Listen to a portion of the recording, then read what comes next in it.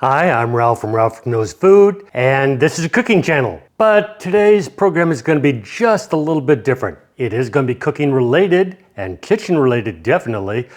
But after I filmed my last video, I baked something in the oven, and a little bit after wrapping up the video, I went back to check on the oven, and I noticed that the screen was totally blank. That's not how it's supposed to look. So obviously I went to check the breakers. Breakers is not tripped. So now I'm thinking, geez, what am I going to do now? I have a cooking show.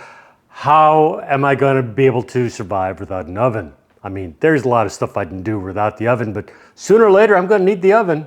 I've got a couple of options. I can call up a repairman who's going to charge me a fee just to show up, and probably a diagnostic fee, and then the repair fee. Okay, fair enough. But what if he decides it's something he can't repair or the parts are no longer available? Now I have to go out and buy a brand new oven. Well, geez, I could have just done that in the beginning without the added cost of the repairman. So, do I call the repairman? Do I just buy a new oven? Or do I go to YouTube? Because anything worth knowing you can find on YouTube. And so I have tried to figure out just how I can fix this myself.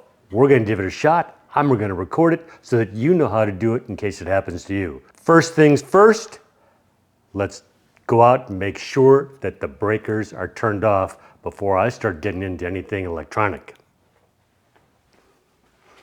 Here we are at the breaker box. Looking up here, the oven, right there, 2 and 4. Here we go. Off. So now it should be safe to work on the oven. Next, we're at the actual oven itself. If you open the door, and I'm not going to be taking the doors off. It would probably be easier if I did, give me a little bit more room to work, but I'm going to try to do it without taking the doors off because I'm going to try to keep this as simple as possible. Now, there are 2 screws holding this in. One that I've already taken out here, and another one right here. So I'm just going to be removing that. Do it very slowly. You do not want to be stripping the head of the screw. Now, I used a drill to get it out because it's coming out. But going in, I do not want to over torque this, because if I over torque it, it's going to increase the size of the hole. It's not going to hold in the wood, and my oven is going to be loose. I will wind up having to go out and find a larger screw. I do not want to do that, so when I replace these, I'm going to be doing it with a screwdriver. Now, I've got a little magnetic cup here that I'm using to hold these parts so I don't lose them. Now, if I reach under, before I go any farther, let me just state, in order to get the right part, you're going to need to know the model number. I searched all over the place trying to find the model and serial number for this oven. I could not find it. Finally, right underneath where the handle is where the stamp is for the model number and the serial number. It's a little difficult to read, so basically I had to take my phone, put it on selfie mode, hold it under there, take a shot, and then reverse the picture so I could read it, so that I could call up the parts place and find out exactly what I need and whether they had it. So if you think you can't find it, check underneath where the latch is. At this point, I'm reaching in. There's like a little lip in here, and you can actually kind of inch this thing out. Okay, you'll notice 2 screws. Let me bring you around here. There are 2 screws back in here. I've already removed one.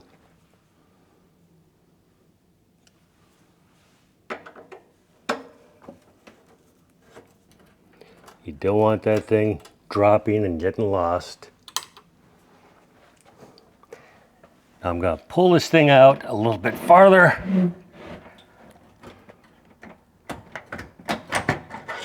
There we go. Now,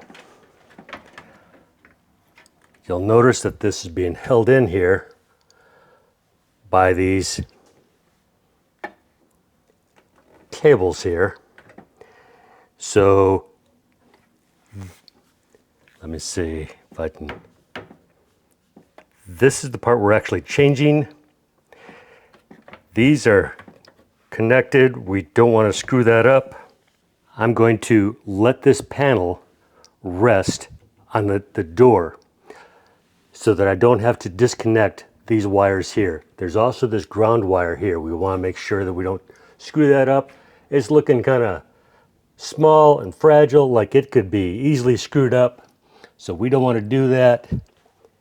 This is the only part that we really need to get to. So I am going to unplug that and grab it by the plastic piece and not the wire.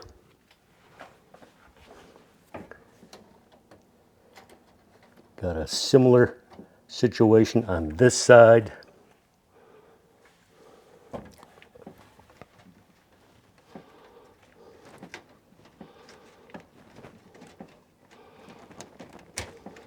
Just showing you I've got that disconnected. I'm sorry, I had to put the camera down for a second so that I could use both hands on it.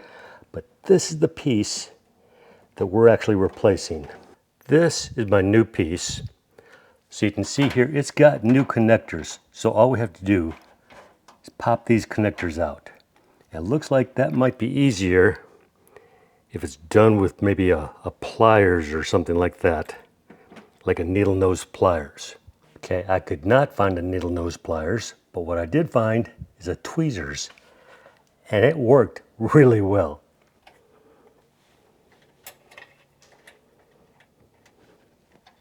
Squeezing these sides together and then just pulling up, like so. The new one just fits back into those little holes.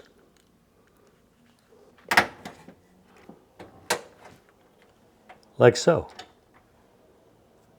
Now all we have to do is plug this back in there and this back on that.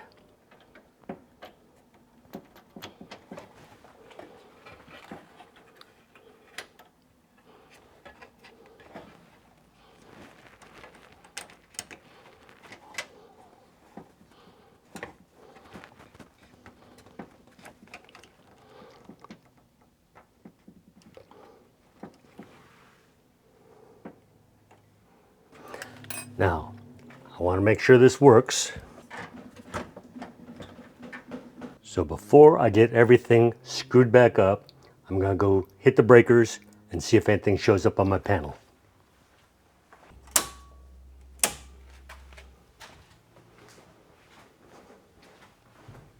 I've got a clock showing up on my screen. I think I did it okay. Let me go turn the power off. We'll finish buttoning this thing up. Again, remember, doing this by hand because I do not want to strip that hole. You want it tight, but not overly tight. We have the clock. It's ready to bake. All I have to do is set it. I'm sure that we're good. So I'm going to cancel that. And we're good to go.